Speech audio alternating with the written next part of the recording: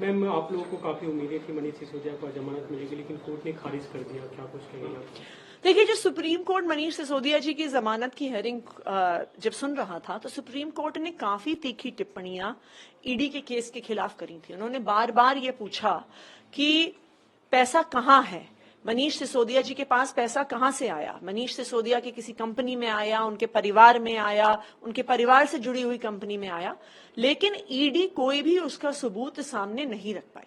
Supreme court ने यहां तक पूछा कि एक अप्रूवर की स्टेटमेंट के अलावा कोई भी सबूत ईडी के पास नहीं है, ईडी का पूरा केस सिर्फ और सिर्फ एक अप्रूवर की स्टेटमेंट पे आधारित है। लेकिन इतनी तीखी टिप्पणी करने के बावजूद भी आज सुप्रीम कोर्ट ने इसके विपरीत आदेश दिया है।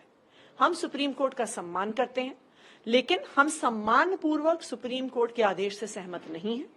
सुप्रीम कोर्ट का ऑर्डर अभी अभी अपलोड हुआ है, उसको हम स्टडी करेंगे, हमारे वकील उसको स्टडी करेंगे, और इसको स्टडी करने के आधार पर आगे क्या अगली कानूनी कार्यवाही हो सकती है, क्या लीगल नेक्स्ट स्टेप्स हो सकते हैं, उस पर निर्णय लिया जाएगा। कोर्ट ने एक अमाउंट दिया 338 करोड़ की, उसका किकबैक दिया गया और उसको गलत तरीके से फायदा पहुंचाया गया।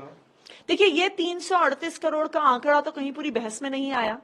इस पर ना प्रोसिक्यूशन ने अपनी बात रखी, ना डिफेंस को कुछ कहने का मौका मिला।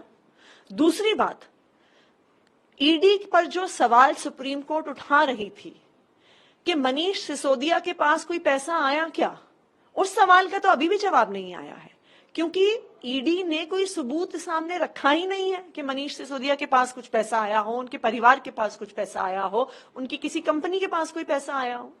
तो जैसे मैंने कहा, हम सम्मानपूर्वक इस निर्णय से असहमत हैं। बीजेपी लेकिन इसे लेकर सवाल उठा रही है। बीजेपी का कहना है कि अब तो कोर्ट ने भी माना कि इसमें भारी घोटाला हुआ, 338 करोड़ का फिगर कोर्ट ने दिया। लेकिन सबूत तो दिखाएं।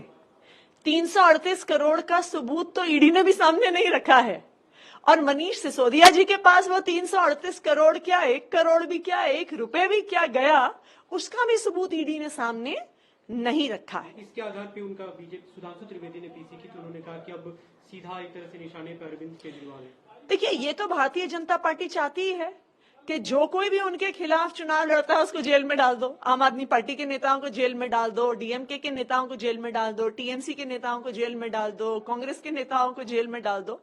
ये तो राजनीति भारतीय जनता पार्टी कर ही रही है, लेकिन आम आदमी पार्टी भारतीय जनता पार्टी के भ्रष्टाचार के खिलाफ आवाज उठाती रहेगी।